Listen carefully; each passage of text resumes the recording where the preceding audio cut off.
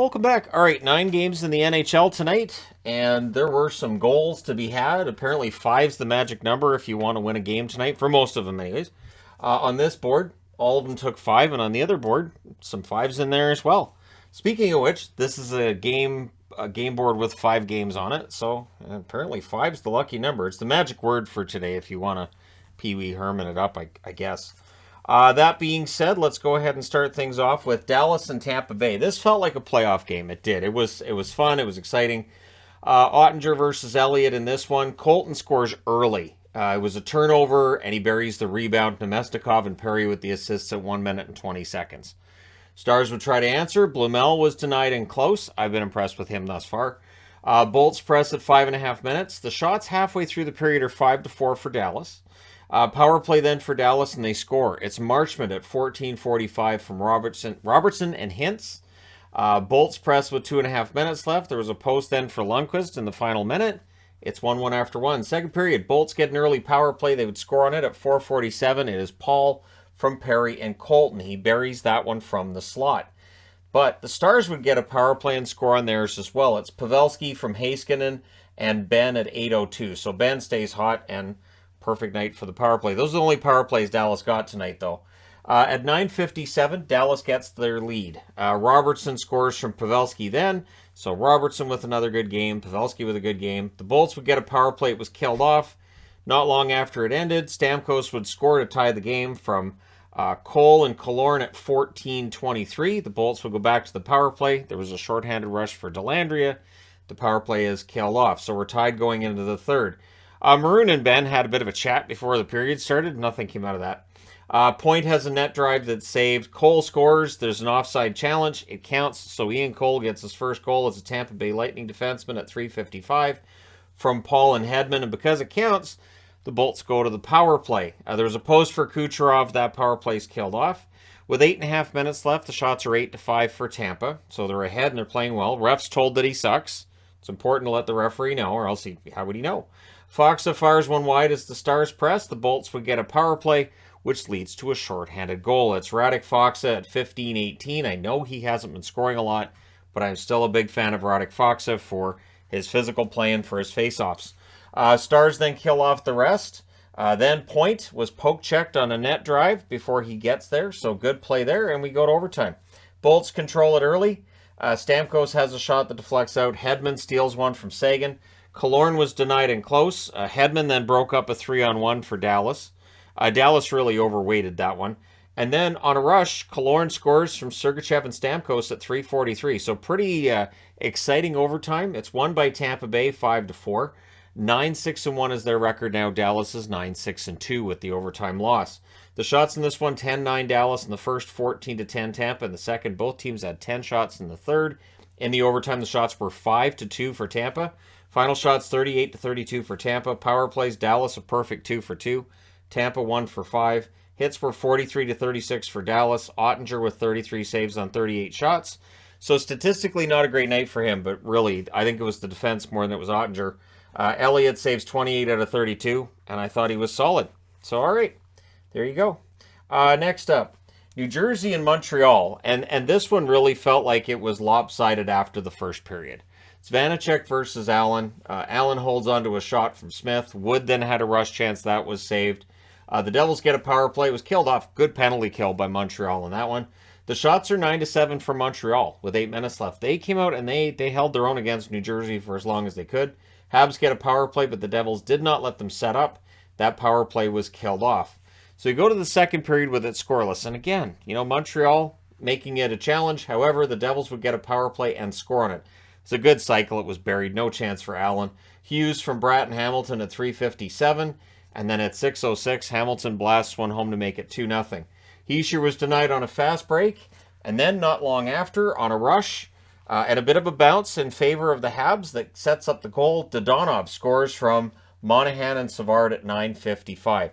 And then Slafkovsky almost tied it twice. 2 really good looks for Slafkovsky, and he had to be kicking himself on that. Howell then missed wide when he had an open net to shoot at. He was definitely looking skyward after that, but Hughes would restore the 2-goal lead from Mercer at 15:29. The Devils had some momentum, and that would continue through the end of the period. They're up 3-1 going into the third. At 15 seconds, Tatar scores. An offside challenge takes that one off the board. Monahan then had a net feed that's blocked. The shots are 3-0 for the Devils at 5 minutes, so they're shutting it down. Habs get a power play. Good cycle, but they're kept to the outside, and New Jersey does kill that off. And then Jesper Bratt scores from Hughes and Mercer at 12-19, so that makes it 4-1. Marino has a screenshot held, near miss for Slavkovsky in the slot because Slavkovsky was all over. Goalie pull with about 4 minutes left, and eventually, and I mean eventually, at 19:57, Marino hits the empty net. Your final score is 5-1 in favor of New Jersey. They've won 10 in a row. Yep, it's video time tomorrow. For the Montreal Canadiens wearing their beautiful reverse retros, they lose. So the last reverse retros they had, and I mentioned this in the preview, they didn't win a game wearing them. They're now 0-1 with the new reverse retros, but they're gorgeous. The shots in this one, 15-11 Montreal in the first, and then New Jersey takes over. Outshoot them 18-5 in the second and 10-6 in the third. Final shots are 39-26 for New Jersey. Power plays, the Devils 1 for 2, Montreal 0 for 2. The hits were 25-10 for Montreal. Vanacek saves 25 out of 26. He was very good. And Allen saves 34 out of 38. He wasn't too shabby himself. But again, beautiful jerseys for Montreal. I hope they win when they wear them, because I'd like to see them stick around. They are definitely Expos colors. I know they say city colors, but yeah, call them whatever you want. They're Expos jerseys. Deal with it. All right, next up, Toronto, the Maple Leafs, in against the Pittsburgh Penguins. It was Murray versus DeSmith in this one, so Matt Murray against his former teammates. He did pretty well. Petrie has a shot that's blocked as the Penguins press. The shots are only 2-1 at 5 minutes in favor of Pittsburgh, so it was a bit of a back and forth, not a lot of shots on net. Penguins get a power play. That was killed off. Just the one shot managed by Pittsburgh's power play. The Leafs press at the half. And eventually, and as a result of a good press at around 12 minutes, at 12:04, Tavares gets his 400th career goal. He scores from Benn and Marner. So Jordy Benn's on a bit of a heater right now. If you have him in your fantasy, why? But yeah, he's got an assist. Zucker then had a rush chance that was saved, and Marner would make it a 2-0 lead from Riley and Tavares at 15:04. And then the last minute, the Leafs get some pressure. They're ahead. They're playing well on the road. Second period. Takes 11 seconds for Bunting to get on the board. He scores from Matthews and Nylander. It's 3-0. But before you get too happy, before as a Leafs fan you get too comfortable, Raquel scores from Malkin and Zucker at 54 seconds. The Leafs would press to answer, but then on a rush and a backhand, Crosby makes it 3-2 at 2:38. Malkin then had a net drive that was defended. As you could feel, this momentum was really picking up for Pittsburgh. Penguins get a power play, but Toronto kills that off. Then there's 2 minutes of 4-on-4. Letang had a rush chance. That was saved. Archibald's denied on a rush as well. And then in the final minute of the period, much like they did in the first minute, Toronto gets on the board. And much like the first minute of the period, it's Bunting again from Holmberg and Matthews at 19:10. So your score after 2 periods is 4-2 in favor of the Toronto Maple Leafs. Third period, shots are 3-0 for the Penguins at 2.5 minutes. So a lot of pressure from the Penguins early. They pressed as well shortly thereafter. They're kept to the outside, though. We get a power play for Pittsburgh. There was a shorthanded 2-on-1 for the Leafs, and Benn was denied. Again, Jordy Benn. So that power play's killed off. The Leafs then press at 8 minutes. McGinn has a shot that's saved. The rebound's cleared. Engvall has a rush chance. That's kicked aside. The goalie would get pulled relatively early by Pittsburgh, which means the empty netter was relatively early. It's Nylander from Bunting and Riley. So Bunting gets on the board in a big way. A couple of goals and an assist tonight. That's at 17:37 that the empty netter goes in. Things get punchy with 1 minute and 4 seconds left. The Leafs come out with a power play. But the most important thing is they come out with the 5-2 victory. Toronto moves to 9-5-3 with the win. Pittsburgh, who are also wearing reverse retros tonight, and I love those two, 6-7-3. So when I get the reverse retros, there's going to be a lot of, I really like this. I really like this. I'm going to have to get a thesaurus just for that. So the shots are 8-7 Toronto in the first, 15-12 Pittsburgh in the second, 15-13 Pittsburgh in the third. Final shots are 37-33 for Pittsburgh. Power plays Toronto 0 for 1, Pittsburgh 0 for 3. The hits were 50-25 for Pittsburgh. So Pittsburgh outshot them, outhit them. But Matt Murray saves 35 out of 37. That's how you make your return to action and against a former team and all that. And DeSmith saved 28 out of 32. So impressive road victory for Toronto. And yeah, I think Toronto's going to be just fine. All right, next up, Vancouver and Buffalo. So this one was interesting. And I don't know that I can take a whole lot from this other than, well, they held on to a lead. So it was Martin versus Anderson. Thompson was poke checked by Martin early on. Besser's denied and close. He's not allowed to get a goal. Shots are 3-2 for the Sabres at 3.5 minutes. The Sabres would get a power play. That was killed off. The Canucks rush. And then Joshua Banks went in. He scores from Amon and Lockwood at 8:01. That's the first NHL point for Lockwood. Good for him. And then the Canucks would press and score again. It's Ethan Bear with his first as a Canuck from Horvat and Garland at 9:18, and that was through a screen. And there you go. It's 2-0. But you can't have nice things if you're a Canuck fan. 11:45, Buffalo gets on the board. Skinner from Dahlin and Tuck. Miller is then denied from the slot, so Vancouver tries to respond there. With 1:44 left, the Canucks get a power play. So that rolls over into the second period where they're ahead 2-1. Sabres finish the kill, but they don't get the puck out, and Pettersson would get a goal from Ekman Larsson at 31 seconds. So nice play by Vancouver. They go up by 2. But again, it's Skinner. He scores from Thompson and Tuck at 3:43. So Skinner's not letting the Canucks get away. The Canucks, though, would get a power play, and they score on it. It is Miller from Horvat at 7:13. So their power play is coming through for them. The Canucks, though, they go back to the power play like seconds after that goal. And then Horvat would score there from Besser and Pettersson at 8:25. So again, trade Horvat, get rid of Horvat. We got to trade Horvat. Sure, fine. Yeah, he had 3 points tonight. Sure. So Canucks press for another. However, before the period's out at 11:12, Tuck would score from Power and Thompson. So it's 5-3. There's just goals all over. With 1:38 left, the Sabres get a power play. Rolls over into the third period. The Canucks would finish the kill. Peterka has a rush then that sets up a press for Buffalo. Thompson had a rush chance after that was saved. The shots are 5-3 for Buffalo at 8 minutes. Sabres would get a power play, and right after it ended, Middlestad scored from Cousins and Krebs at 12:02. So for Krebs, he gets on the board, which is important because I haven't been writing his name on the board much this year. He's been quiet. And then the goalie gets pulled with 2:01 left, and the Canucks did manage to hold on. They win this one 5-4. It's not the prettiest win, but you'll take it. They go to 5-9-3, so 5 wins and all that. But for Buffalo, this is a tough one. They needed this. They're now 7-9 on the season, and this is absolutely rolling in the wrong direction if you're Buffalo. The shots fit. They're in the bottom row in the power rankings now. The shots are 15-8 Vancouver in the first, 12-9 Vancouver in the second, 15-5 Buffalo in the third. They tried. Final shots are 32-32. Power plays, Vancouver 2 for 3. Buffalo 0 for 3. I mean, Middlestad one's right after it ended, but hey, for the Canucks, they were 3 for 3 on the penalty kill tonight. Hits were 11-5 Vancouver, so not a very physical game. Martin saves 28 out of 32. Anderson saves 27 out of 32. And again, for Buffalo, just statistically, it's all rolling in the wrong direction. Next up, last one on this board is Washington in against Florida. So for Florida, this is, a chance for them to show that they're still making those advancements. Kemper versus Bobrovsky. Lindell has a net feed. That was cleared. Snively had a wraparound that saved, but Barkov puts Florida up ahead at 5:45. And 8.5 minutes into this, the shots are 12-5 for Florida. Yeah, it was a shooting gallery for the Panthers in this one, at least early. Forsling then has a shot that's blocked. The Caps would rush. The Panthers press with 9 minutes left. The Caps press back, but they're kept to the outside during theirs.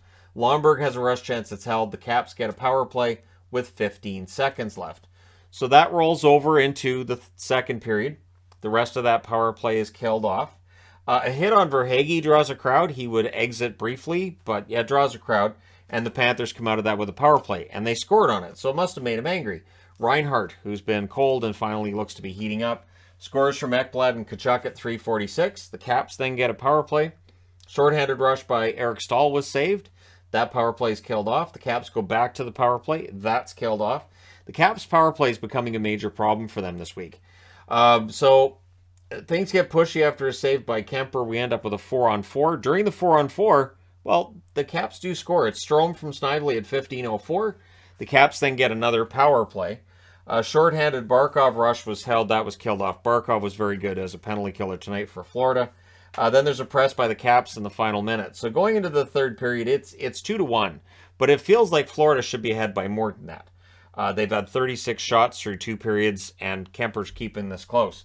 Third period, Ovechkin with a net feed, that's blocked. There's a press by the Caps at 2.5 minutes, and it's like they understood, we can steal this. The shots 3 minutes in are 4-1 in favor of Washington. It's all Caps for the first 5 minutes, but at 7:02, Cousins quiets that down. He scores from Forsling. The Panthers would press for more, but the Caps come down, and on a delayed call, they score. It's Carlson from Gustafsson and Mantha at 11:15. So the Caps trying to keep this close. So Caps get another power play anyways, shortly thereafter. So they were on a delayed call, but then they end up getting a call after. Shorthanded Barkov rush kills it. So, yeah, Barkov absolutely fantastic. And then at 17 minutes, it's Verhaeghe from Barkov and Montour. So Verhaeghe gets on the board there, and after taking that hit, I'm sure he felt good about that. Goalie pull with 2 minutes and 40 seconds left because the Caps are down by 2, and that's where Florida gets the empty netter to make it 5. It's Verhaeghe again from Tkachuk and Barkov at 18:36, and your final score is 5-2 in favor of the Florida Panthers. They go to 9-6-1, the same record as Tampa with that win. The Capitals 7-9-2 with the loss. Your shots 22-9 in favor of Florida in the first, 14-12 Florida in the second, 22-7 for the Caps in the third. Both teams had 43 shots. The Caps 0 for 5 on the power play. Florida 1 for 1. Hits 24-23 for the Capitals, I should say. Kemper saves 38 out of 42, and Bobrovsky saves 41 out of 43. And now I need to change boards. All right, 4-game board to finish this off, and we've got Philadelphia in against Columbus. This was a very entertaining game, very back-and-forth game, as you can see from the way these goals come out. So let's go through it. It's Hart versus Merzlikins, early press by the Flyers. Columbus with some zone time, but they're kept to the outside by the Flyers. Farabee has a screenshot that's held. Sillinger is denied on a break. McEwen has a shot that's saved. Columbus cleared it out. Chinikov has a rush chance that's held, and then there was another denial of Chinikov shortly thereafter. But at 12:36, it's Corelli.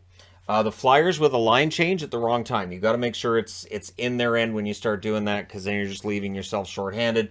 Corelli takes advantage from Gavrikov and Robinson at 12:36, puts Columbus ahead. The Flyers would press with 3.5 minutes left. I thought they had a good period, but they come out of this one down 1. Second period, early jump for the Flyers. The Flyers get a power play. It becomes a 4-on-4. Which leads to Columbus getting a power play, which is where they score.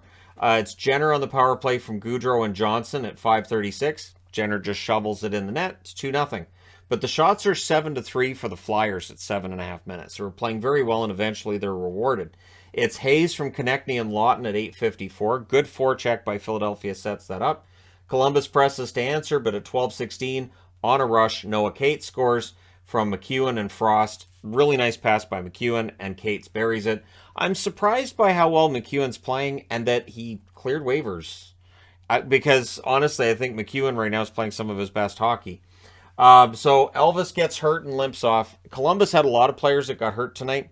Just going to say, Columbus is the walking wounded right now. I would think that Tarasov's getting called back up. It's going to be Korpisalo's net. Flyers press with 3.5 minutes left. Columbus pressures to close it out. And like I said, when I say limps off with Elvis, he couldn't put any weight on his leg. I think it was the right leg he couldn't put any weight on. That's not good. So we're going to the third period with the score tied at 2. At 3:22, it's Jenner unassisted, and then 13 seconds later, Robinson scores from Olivier and Bjork. So at 3:35, it is 4-2 in favor of Columbus. Hometown fans are happy. Pete gets hurt as the Flyers press, and this is where the announcers are like, what is going on with Columbus? There's so many injuries tonight. Sealer scored during that time where Peak was hurt. He scores from Frost and Farabee at 4:58. So, I mean, that's tough, right? Peak gets hurt on the play, and while he's down on the ice, Sealer gets the goal. Goudreau then had a rush that sets up a press, but Philadelphia would clear it out pretty quickly. The Flyers then get a power play, and they score on it to tie the game. It's Konechny from Noah Cates and Hayes at 9:14. Peak was back at this point. He was on the ice when that goal goes in. Flyers then press for the lead. The Flyers press again with 3 minutes left. Bemstrom was denied on a rush opportunity. We are going to overtime. Columbus controls early. Goudreau's denied. The Flyers take over, but Columbus gets it back and they score. It's Gavrikov from Chinikov and Sillinger at 2:38. Give and go on a 3-on-1. Those shouldn't happen in overtime, but they do. And so Columbus wins this one 5-4 in overtime. They go to 5-9-1 with the win. For Philadelphia, 7-6-3 with the overtime loss. And again with the power rankings board, they're in the third row, and it's a drop off now. The shots are 9-7 Columbus in the first, 16-9 Philadelphia in the second. Both teams with 13 shots in the third. 2-1 Columbus in the overtime. Final shots are 37-33 for Philly. Power plays, Philadelphia 1 for 2, Columbus 1 for 1. Hits were 34 to 27 for Columbus. Carter Hart, 28 saves on 33 shots. Merzlikins saved 15 out of 17 before he got hurt. And Korpisalo comes in and does what he has to do. He saved 18 out of 20. And they end up coming out of this game with the victory. So Korpisalo gets the win in this one. And hopefully it wasn't as bad for Elvis as it looked. All right, next up. Nashville at home against the Minnesota Wild. So it's Fleury versus Saros. There's early press by the Wild. The Wild get a power play. Kaprizov has a chance to save. That power play is killed off. Then there's a press by Nashville at 5 minutes. But 7.5 minutes in, the shots are 5-1 in favor of Minnesota. So Nashville's not getting much at the net yet. Near miss for Foligno on a rebound. The Preds get a power play. Duchesne is robbed in close. That's killed off. Nashville would open the scoring, though. It's Niederreiter. He fires one high from Johansson and Duchesne at 11:20. Puts him back in the lead for goals with Nashville, and maybe he's going to heat up again. He was very hot to start the season and cooled off. Maybe it's time he heated up again. Preds get another power play. They score on this one. It's Duchesne from Johansson and Yossi at 12:04. Great pass by Johansson and buried top shelf. Nice play by Duchesne. Then we had a fight between Middleton and Smith. Preds hit a crossbar. Would have been 3-0 if not for that. 4:16 left. The Wild get a 4-minute power play. Boldy had a wraparound opportunity that was saved, but yeah, Nashville kills that off. And coming out of the first period, they're up 2-0, even though they've been outshot badly. Second period, near miss for Johansson. We then had a fight between Foligno and Lauzon, so I guess Foligno's 100%. He's in a fight. Shots are 3-2 for the Wild at 7.5 minutes, so they're not having that same territorial advantage in the second that they had in the first. Too many men on the ice. Wild get a power play out of that. That's killed off. Goudreau's denied right after. Merrill then had a rush chance that was saved. The Wild press. Saros really the story to this point and throughout the game. It is Saros' show. Wild press with 4 minutes left. Things get pushy after a hold by Saros. Preds come out of that with a power play. It becomes a 4-on-4, then a 4-on-3 for the Preds. It's a bit of a parade. We had a bit of a parade here too. And so, yeah, we're going to the third period with 10 seconds left on a Preds power play to start. So they don't score on that. And then after we're 5-on-5, Freddie Gaudreau scores from Zuccarello at 32 seconds. So gets Minnesota on the board. Then there's a press by Nashville at 3.5 minutes. There was a delay game call. Nashville gets the power play. That was killed off. Minnesota disputed that. Dumba disputed that the linesman who was close to the play said it deflected off the glass, and he was overruled by the other officials. And the announcers, it was the Minnesota feed I was watching, also said they believed it had caught the glass. So a little bit of a controversy. But the Wild, they do kill that off, so it's okay. And then the Wild press, they draw a power play. That was killed off as well. The shots are 5-2 for Nashville with 8 minutes left. Not a lot of opportunities, not a lot of room. Goalie pull with 1 minute and 50 seconds left. The Wild would call a timeout. Eriksson Ek was denied, and at the horn, these teams decided to punch each other in the face, because it's what you do, right? You know, time's up. Well, now it's time for punching. So your final score is 2-1. Nashville wins this. They go to 7-8-1. They've almost got back to 500. Frustratingly for Minnesota, they're at 500. They're 7-7-2 on the season. Your shots in this one, 17-11 Minnesota in the first, 10-7 Minnesota in the second, 7-6 Nashville in the third. Final shots, 33-25 Minnesota. Power plays, 0 for 5 for Minnesota, 1 for 5 for Nashville. Hits, 43-22 for Nashville. Fleury saves 23 out of 25 for Minnesota. He played very well, but Saros saved 32 out of 33. He was just that much better, and so Nashville gets a much-needed victory. We'll see if they can carry that over into the next game. Next up, Detroit in against Anaheim. You know, I have to say, I want Detroit to do well. I'd love to see Detroit make the playoffs, but I'm starting to see a lot of the same things from Detroit this year that we saw last year. The record isn't bad, right? But there's little things. This game is one of those little things where they should, I understand it's Anaheim at home, but they should win this, right? Especially coming off that loss against LA. And next up, they're in San Jose. The good news is, all they've brought is their red jerseys for this, meaning San Jose would wear their white jerseys at home. But think about it. LA wore their reverse retros. Tonight, Anaheim wore theirs. We may see a Seals jersey the next time the Sharks take the ice against Detroit. Husso versus Gibson, I don't have any confirmation, but it'd be kind of fun if Detroit played against 3 California teams all wearing the reverse retros. Larkin has a rush chance that deflects out. The Ducks press at 5 minutes. The Wings would get a power play, and they score on it. Jonathan Berggren with his first goal from Hronik and Raymond at 7:12. And during this, the thing too is that White takes a puck to the face, defenseman for the Ducks, and it goes off his face right to Bergeron, who buries it. So they praised Bergeron for the fact that he didn't react to the fact an Anaheim player took the puck in the face, and I understand that, but yeah, that's brutal. Rasmussen then had a wraparound that was saved. There was a post for Klingberg, who to this point had not had a goal as an Anaheim Duck. The Ducks get a power play. McTavish is denied. Good cycle. Eventually, McTavish gets the goal. He scores from Henrique and Fowler at 17:47 to tie the game. Wallman then had a shot that was saved as the Wings would try pressing for the lead, but it's 1-1 after one. Second period, Ducks get a power play. Near miss for Silverberg. That's killed off. Shots are only one apiece at 6 minutes, so not an overly exciting start to the period. So the Ducks would press at 9 minutes. Sundqvist fires one wide for the slot. There was a power play for the Wings. The Ducks did kill that off. Larkin has a net feed. That's blocked. Kubalik had a rush shot. That was saved. Ernie couldn't bury one in close. Things get pushy after a hold by Husso. And then Rasmussen with another nice goal. He scores from Perron and Sundqvist at 19:25. He wired it. It was kind of a one-man show on that one. It's only his second of the season, but it's just, yeah, Rasmussen, when he decides to go beast mode, it's impressive.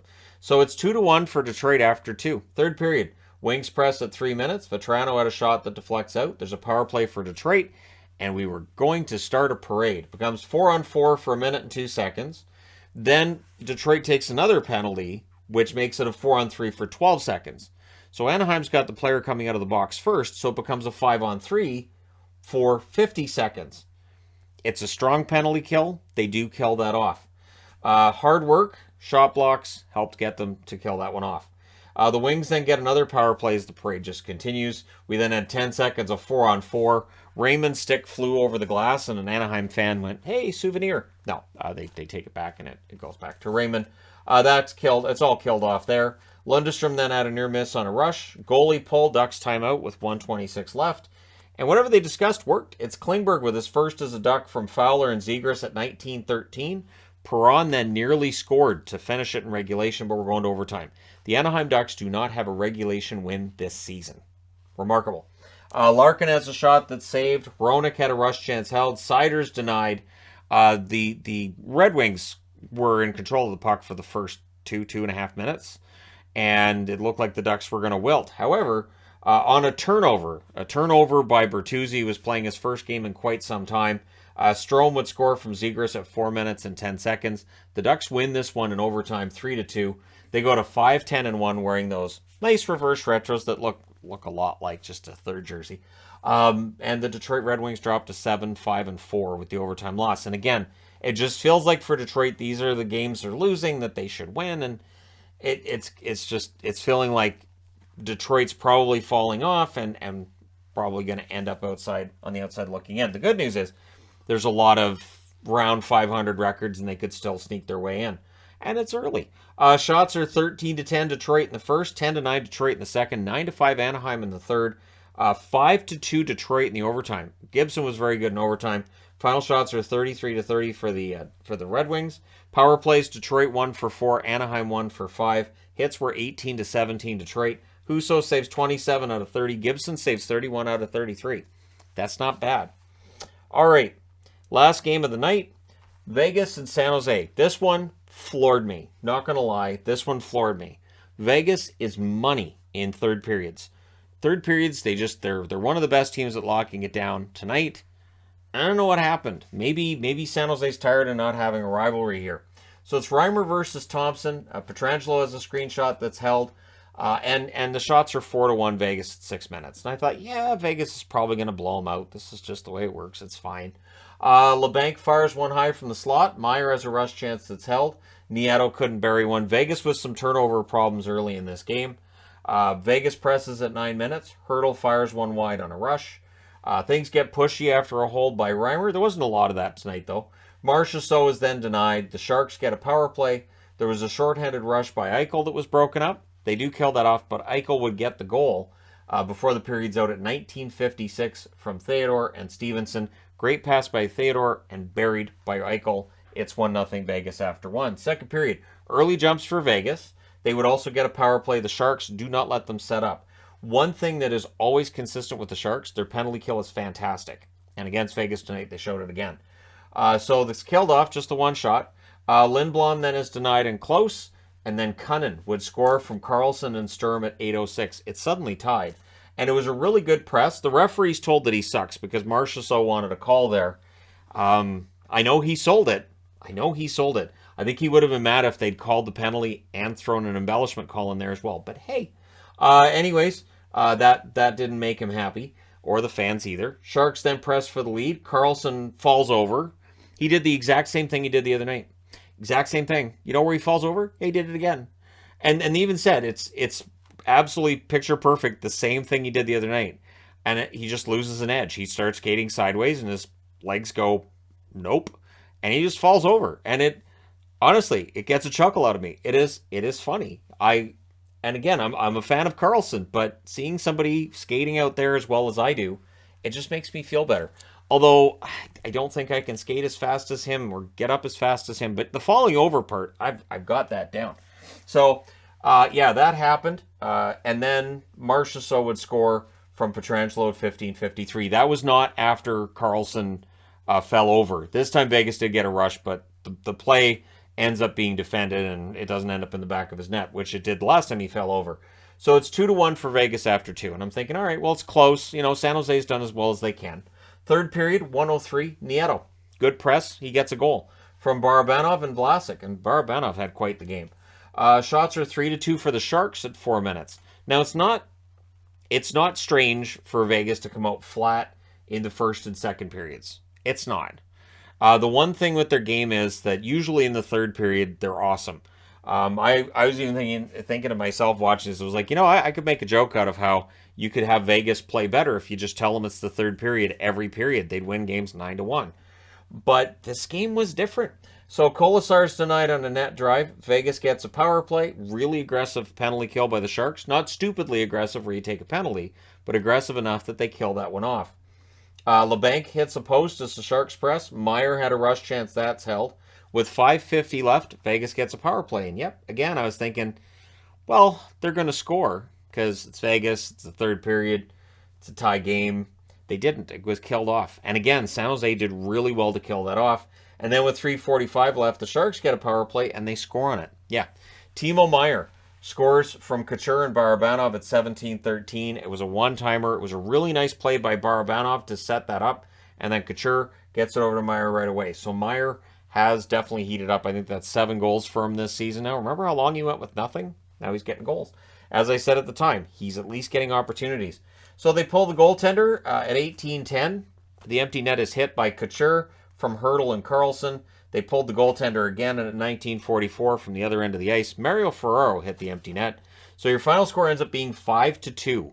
So every game on the other board, 5 goals. 2 out of the 4 on this one, 5 goals. So 7 out of 9 games had 5 goals for the winner.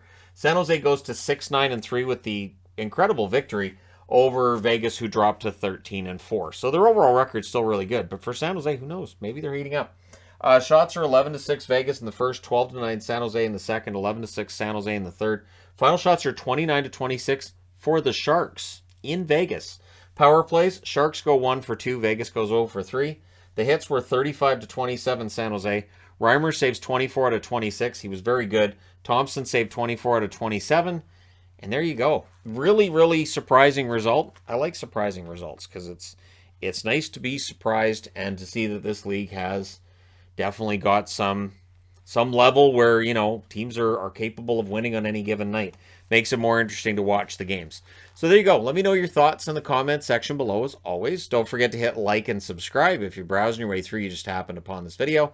Thank you guys so much for watching, for all your support. I will talk to you again soon.